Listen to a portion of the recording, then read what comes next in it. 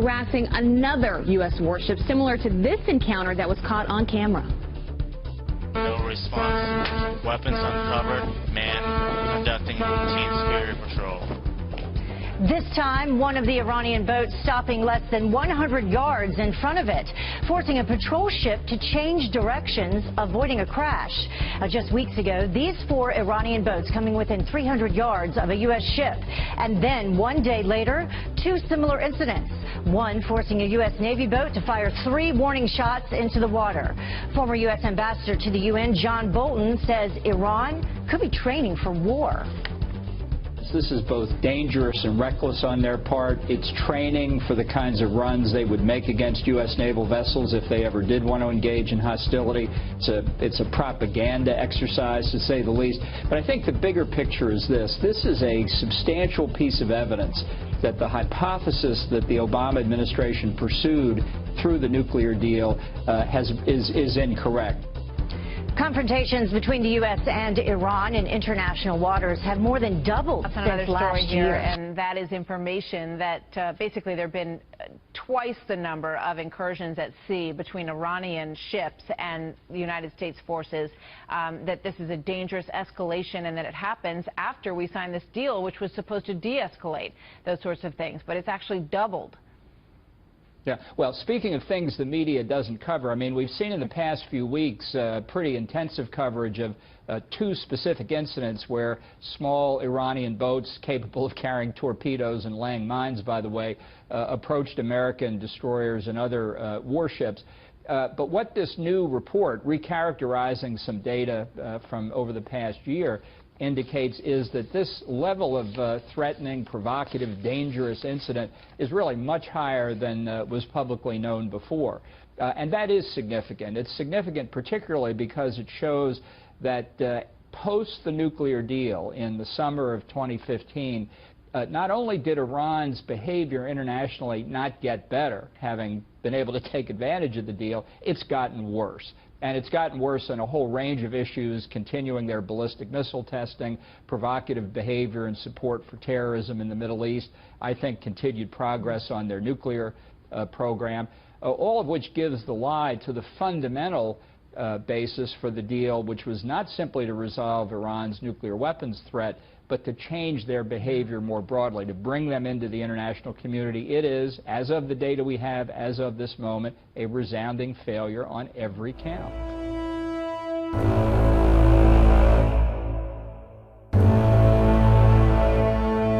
북부 핵시험장에서 새로 연구 제작한 핵탄두의 위력 판정을 위한 핵폭발 시험을 단행하였다.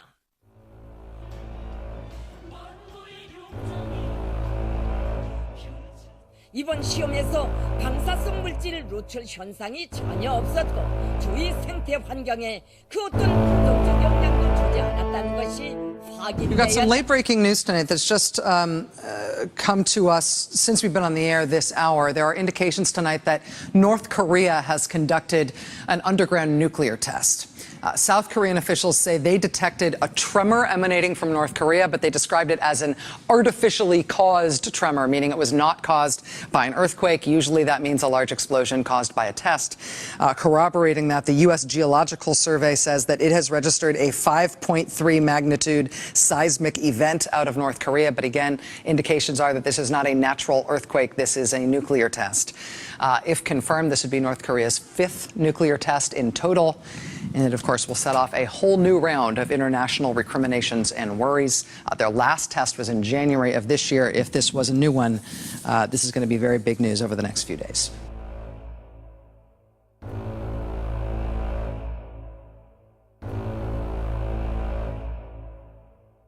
The North Koreans saying they've standardized a nuclear warhead. They can now miniaturize it, put it on a ballistic missile. Do you take them at their word?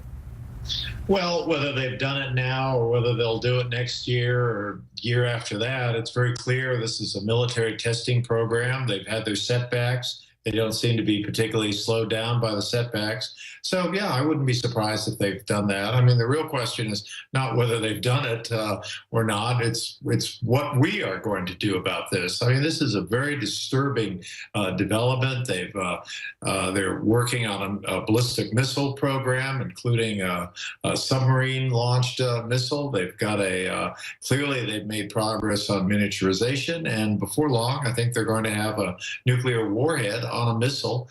And I think we have to really look very carefully and see what we're going to do.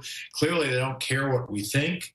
They don't care about our admonitions. They don't care about joining the international community. They certainly don't care about UN Security Council resolutions. They don't care what the Chinese think or what the U.S. thinks. So I think we've got a situation now where I'm not sure we need too much more evidence to make a decision here. What would that decision be, though? Because clearly something needs to be done, but it always gets back to the point, well, what is that something? Right. Well, I mean, I think there needs to be something more than sanctions. I think we need to sit down with the Chinese, and rather than say, look, China, you need to solve this, or have the Chinese say to us, look, you need to solve it, which they often do. I think we need to sit down and say, okay, together we need to solve this. And I think the solving part has to do with more than just sanctions or public admonitions. I think we have to be looking at the dimensions of their program and what direct means we could take to either slow it down or kill it.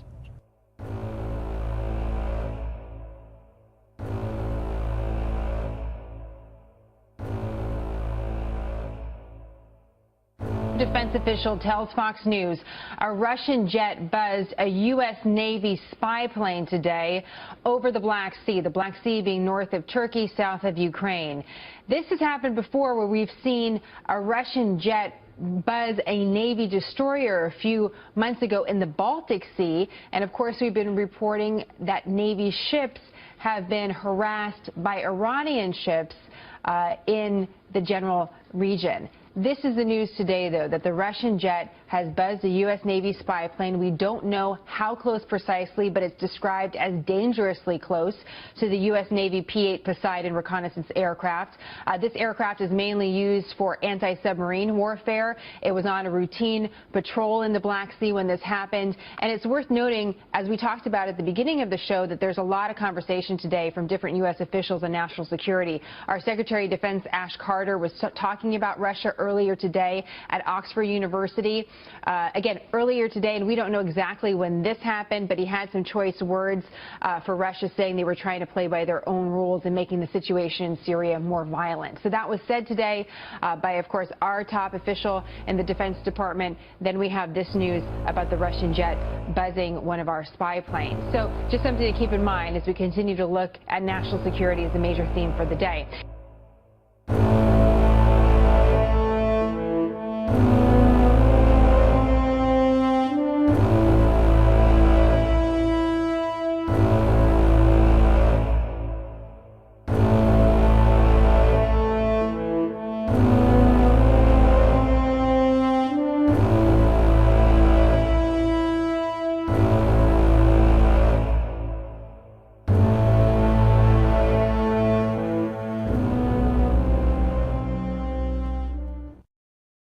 Zika is spreading in South Florida, and the stakes are high.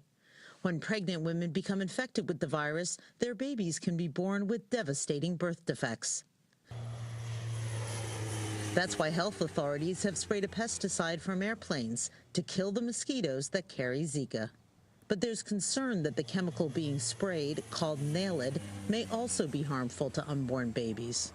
It's essentially a neurotoxin and can result in unborn children in particular having neurodevelopmental problems. The European Union has banned Naled insecticide. And in Puerto Rico, where Zika has been rampant, people have demonstrated against Naled, a type of organophosphate. The mayor of San Juan filed a lawsuit against the Centers for Disease Control to prevent spraying, saying there have been recent findings linking the presence of organophosphates and behavior problems in babies whose mothers were exposed to this type of chemical during their pregnancy. The CDC and the Environmental Protection Agency say Naled is safe and the best option for killing these mosquitoes.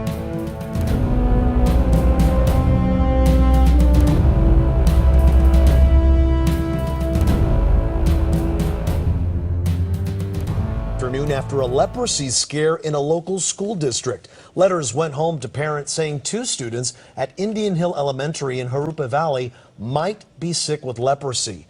KCAL 9's Serene Branson reports. It concerns me considering I have a little daycare going on and the kids that I watch go to the same school. Parents like Denise Blankenship nervously let their children return to class at Indian Hills Elementary School after learning of 2 unconfirmed cases of leprosy. I hear that you don't know for like a year or 2 down the road if you have it or not. Adolf Flores brought his grandchildren with face masks and noticed many parents kept their kids home.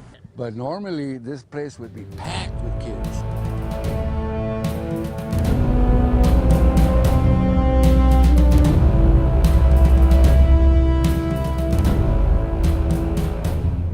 I want you to take a second and think, when was the last time you washed your hands today? Well, you may be a little more conscious about that practice after hearing there's a new drug-resistant superbug right here in the U.S.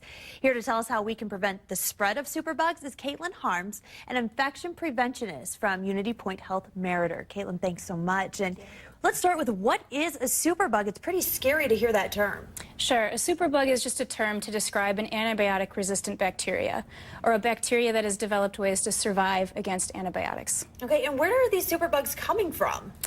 Every time someone takes antibiotics, sensitive bacteria are the first to be killed off. After that course, resistant bacteria can remain in that infection and be left alone to divide and multiply.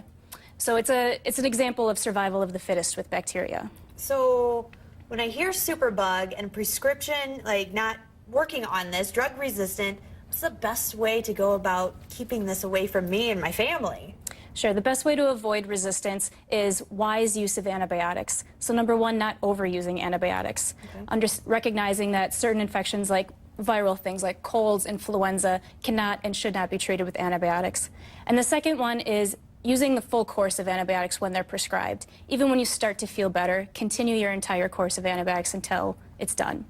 And then lastly, simple hygiene practices building was like basically a hand petri washing. dish, except that it's 2 feet by 4 feet. And the way we set it up is that there are 9 bands, and at the base of each of these bands, we put a normal petri dish thick agar with different amounts of antibiotic. On the outside, there's no antibiotic. Just in from that, there's barely more than the E. coli can survive. Inside of that, there's 10 times as much, 100 times, and then finally the middle band has 1,000 times as much antibiotic. And then across the top of it, porous and thin agar that bacteria can move around in. The background is black because there's ink in it, and the bacteria appear as white. First, you see they spread in the area where there's no antibiotic, up until the point they can no longer survive. Then a mutant appears on the right. It's resistant to the antibiotic, it spreads, until it starts to compete with other mutants around it. When these mutants hit the next boundary, they too have to pause and develop new mutations to make it into 10 times as much antibiotic. And then you see the different mutants repeat this at 100.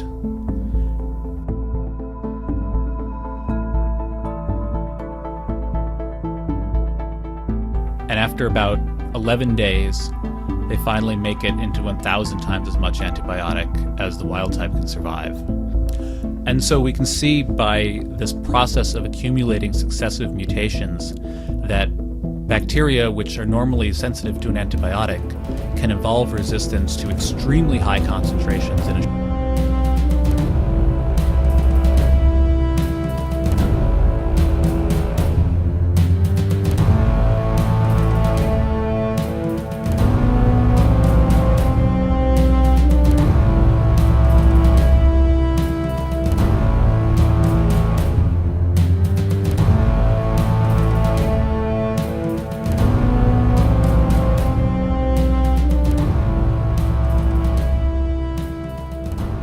In the middle of the country, it was a jolting morning in parts of at least 7 states as an earthquake in Oklahoma rattled millions and caused at least some damage there. The quake was the latest and most powerful in a huge increase of earthquake activity in the region. Gotti Schwartz has that story. Nearly a full minute of shaking in Oklahoma, a state now rivaling California as earthquake country. Nearly a full minute of shaking in Oklahoma, a state now rivaling California as earthquake country. It was the biggest one I've ever felt. Today, a 5.6 quake in the small town of Pawnee. I gotta have you inspect the damage. Emergency crews dousing fires while other areas saw 100-year-old stone facades come crashing down. And in grocery stores, aisle after aisle in shambles. Right away, you could tell this was something different. Right away, you could tell this was something different. The quake fanning out across the country, felt in Nebraska, Missouri, Iowa, Arkansas, Texas, and as far as Illinois and Colorado.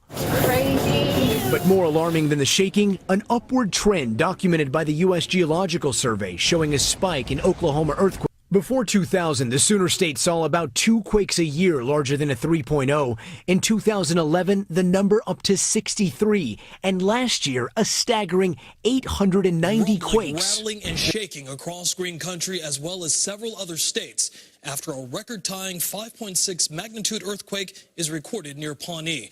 We have the very latest for you tonight. A Pawnee man was injured when the chimney inside of his home collapsed on top of him. He is expected to be okay. Tonight, the Oklahoma Department of Transportation inspected bridges within 30 miles of the epicenter. Workers tell us they did not find any damage. This afternoon, the Oklahoma Corporation Commission said they will be shutting down all disposal wells inside of the Arbuckle Formation. That's a 725 square mile area near Pawnee. Fox 23's team of reporters have been bringing you live coverage of the damage since that earthquake rumbled just after 7 o'clock this morning. Our team coverage starts right now with Fox 23's Hector Mejia. He's live tonight in Pawnee with a look at the damage done at one local grocery store. Hector? The store manager tells me the damage they estimate is in the couple of thousands of dollars, and that includes the damaged ceiling tiles, merchandise, even some of those holiday weekend sales they had to turn away this morning. These registers, though, they're back to normal, open for business. Didn't just shake for a minute. It started and went, underneath our chairs and clear down the rest of the house. After that scare Saturday morning, Sandra Brown went straight to White's Food Liner, but found it closed. Where am I going to get bread, milk, and orange juice? Employees had no option but to turn customers away while they cleaned up every single aisle. Canned goods. Oh, we got a mess in this one, don't we? Baking supplies, even the sign broke loose. The whole building was swaying. I could see the signs up top moving back and forth, and then stuff just started caving off the shelves. Lori Bento was setting up registers when that preliminary 5.6 earthquake shook up Pawnee. There was no thoughts. All I could do was just stand there and hold on to the counter. Besides seeing and hearing merchandise fall off the shelves like this soda bottle here, the two employees here also saw and heard debris falling from the ceiling, like these ceiling tiles, this insulation, even some lettering that came off their wall. I said, is this the end? Is Jesus coming back? People who don't even work here showed up to pitch in, even though they had their own earthquake mess to clean up at home. We're a community, and that's just what we do. I was ready to cry, so I was glad my husband was there. Brown says it's the most terrifying experience yet. Yes, I would say so, as far as fear from being hurt by something. In your entire life? Yeah, wow. And I'm over 70, let me tell you.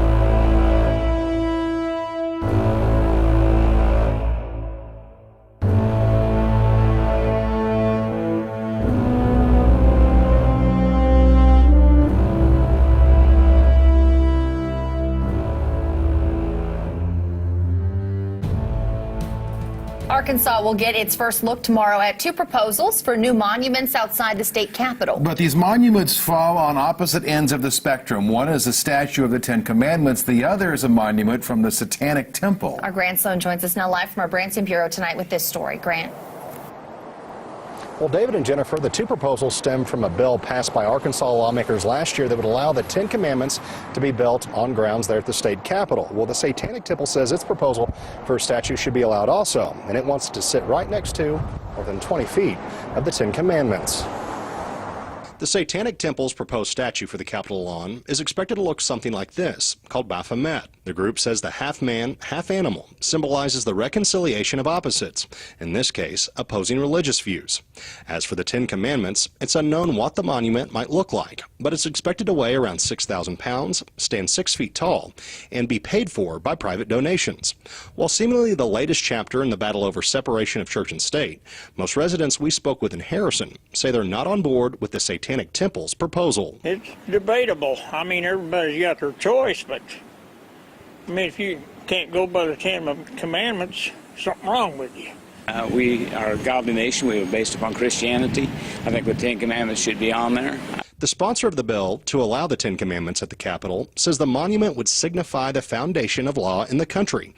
But the Satanic Temple says only allowing the Christian display would give the appearance of the government endorsing a particular religion. It's America. We have freedom of speech. We've fought for that, and I think that it's important that everyone is allowed to say what they think. I'm all for the Ten Commandments, anywhere and everywhere. And you start putting other monuments up, where does it stop? The buck may stop with the Arkansas Secretary of State, who's scheduled to review both proposals tomorrow. But, as has been the case in other states, the final decision could play out in the courtroom. Now, there's also been discussion of putting up a wall in between the two statues if both end up being approved. Now, again, the Secretary of State is expected to review both of those proposals tomorrow afternoon.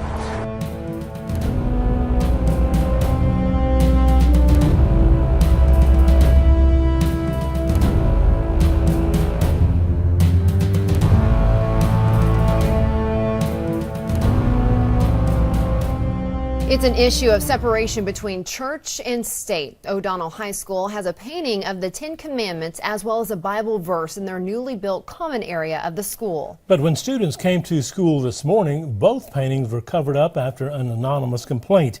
KCBD News Channel 11's Presley Fowler joins us now to explain. Presley? Well, Christine Abner, I spoke with O'Donnell ISD Superintendent Dr. Kathy Amonette. She says she received a letter from a group called the Freedom from Religion Foundation saying someone complained about the Ten Commandments and scripture being painted on the school walls. This led to her covering up the paintings to avoid a lawsuit until a better solution is reached.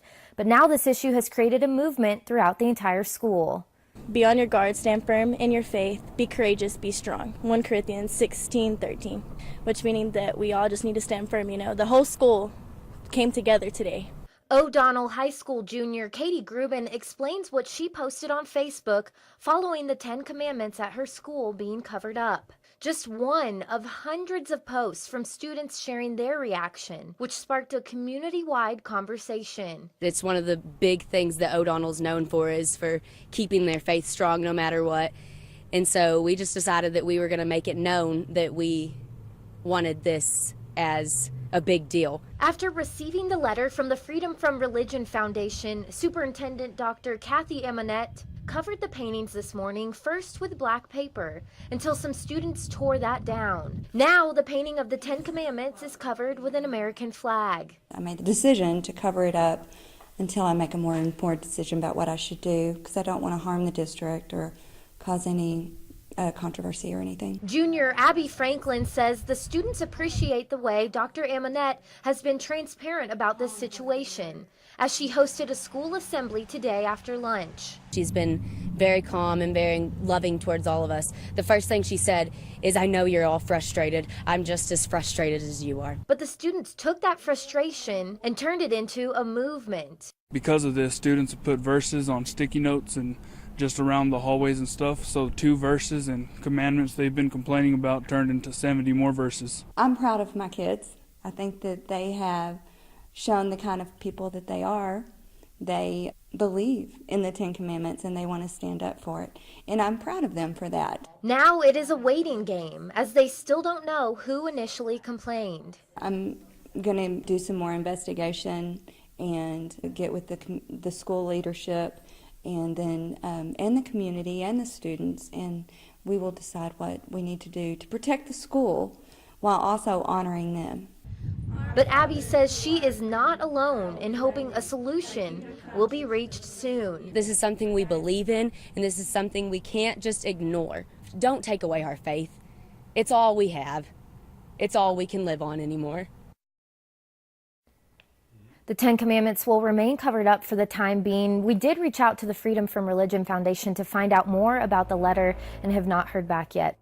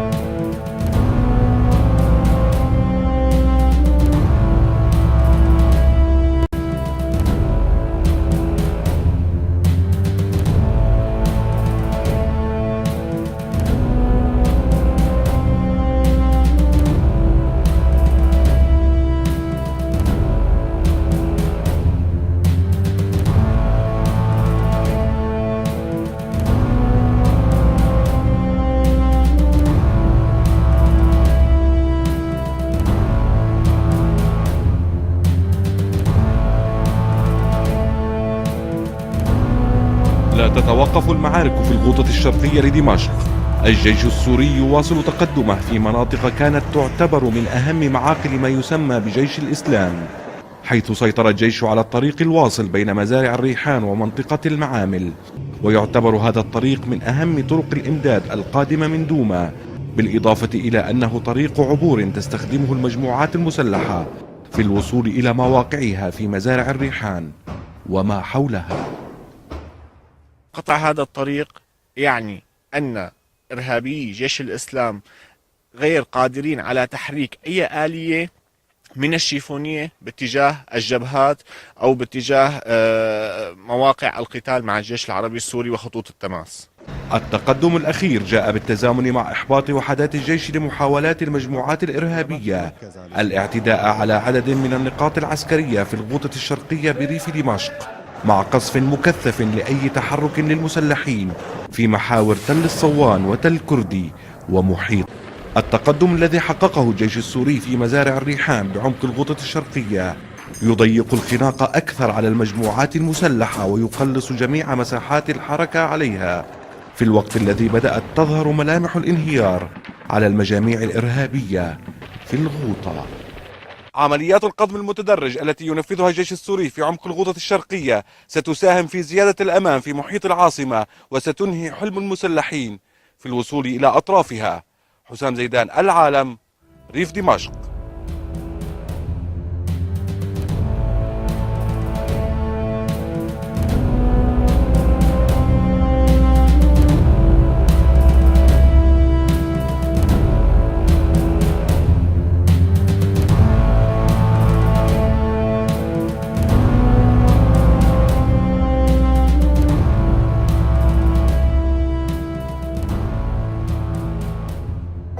Wherever you're tuning in from around the world this hour, welcome to Moscow and to RT International. My name's Ewan O'Neill. Good to have your company.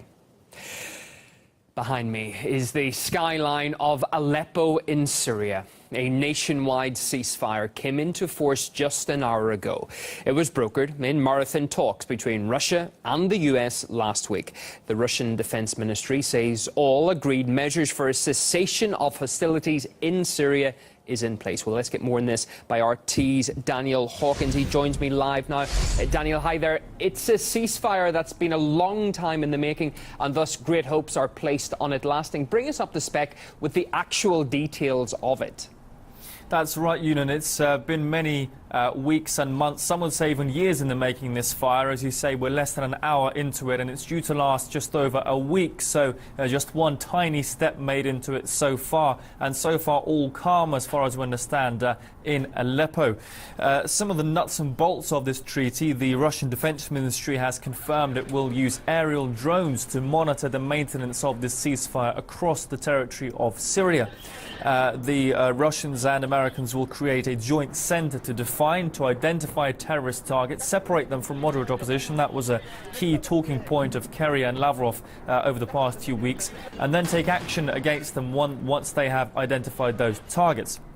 Russia has made clear it expects the US to honour all agreements made with respect to this treaty. It's also called on opposition groups to refrain from taking military action against the Kurds. Various Kurdish groups, the YPG, etc., have been a key fighting force against Islamic State, both in Syria and in Iraq. Keeping them on side is a key factor here. Of course, not all terrorist groups are part of this treaty. ISIL, Jabhat al-Sham, formerly Jabhat al-Nusra, are excluded. And Russia is considering giving Damascus, informing Damascus of intended targets around Aleppo to enable them to target those terrorist groups which have been exempt from the treaty.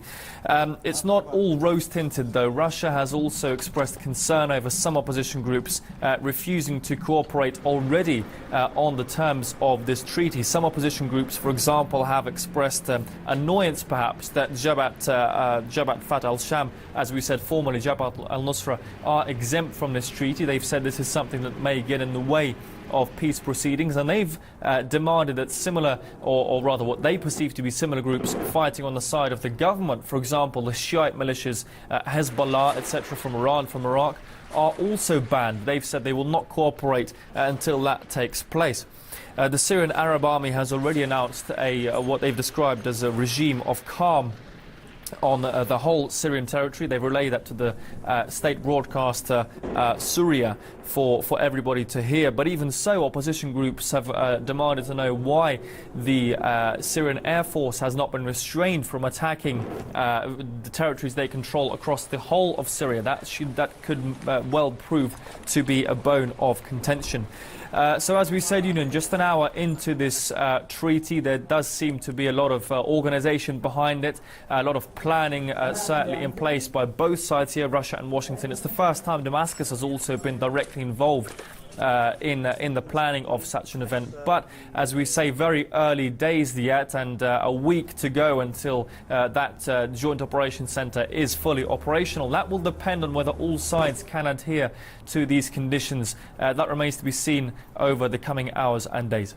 Yes, so many parts, isn't there? That's RT's Daniel Hawkins bringing us right up to date. Well, another correspondent of RT's, Lizzie Phelan, is in the long-besieged city of Aleppo, where many of the locals were looking forward to the ceasefire coming into being. But years of war have left them hesitant to believe in any lasting peace.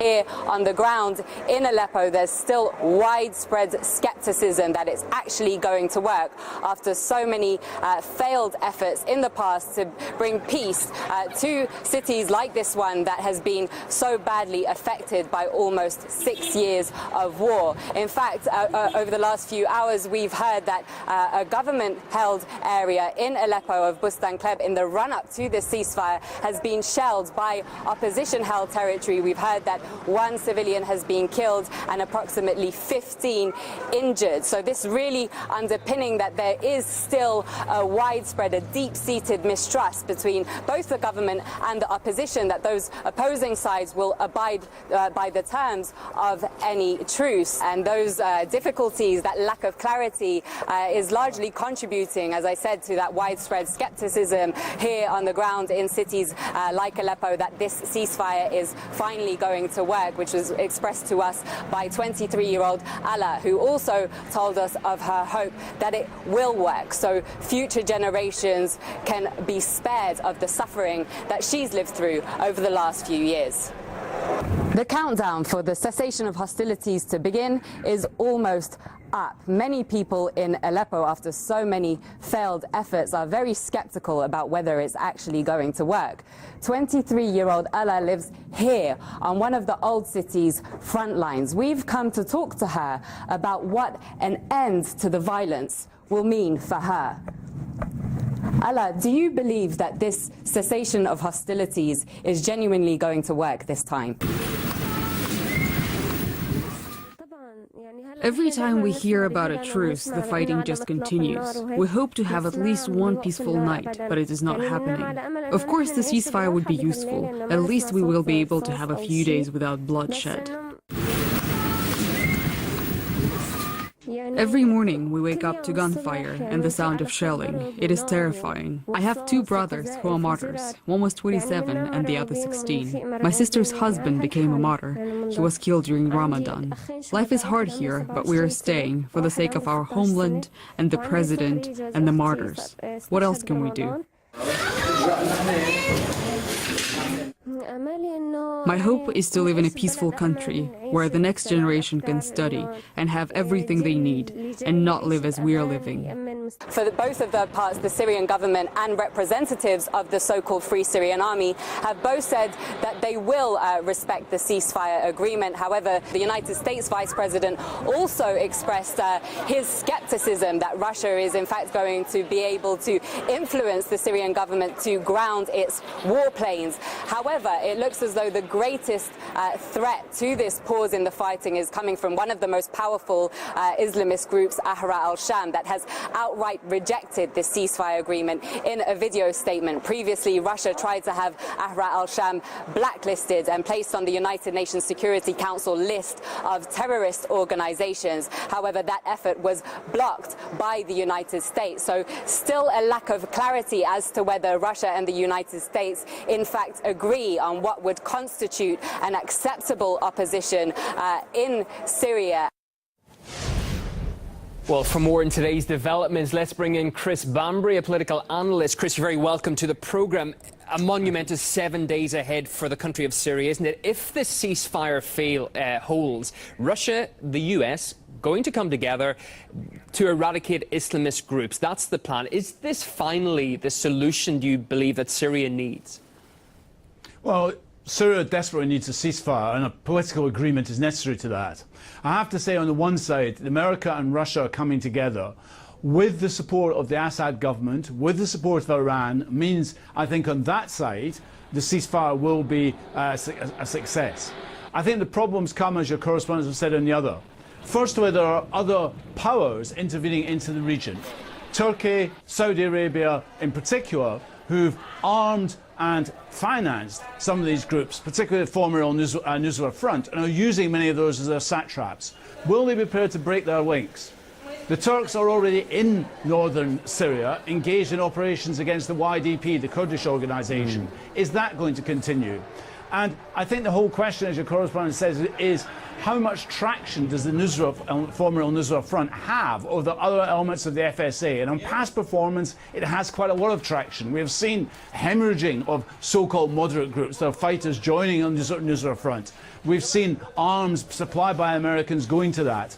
So therefore, what's going to happen here? And the fact that the United States haven't agreed to identify al-Nusra Front as being a terrorist organisation is a question mark in this process, because this is an al-Qaeda-linked organisation. I mean, how much more proof do that need? So I think on the one side, I'm confident the ceasefire can hold. On the other, I think there are real difficulties your correspondents have alluded to. Since the deal was hammered out on Friday, there has, of course, been a lot of reaction to this, including from Germany's Foreign Affairs Minister, Frank-Walter Steinmeier. He questioned whether that the ceasefire will hold. We can take a listen to what he actually had to say together now. There is no guarantee the ceasefire will hold, but we have at least a semi-realistic chance to bring help to the war-burdened people of Syria.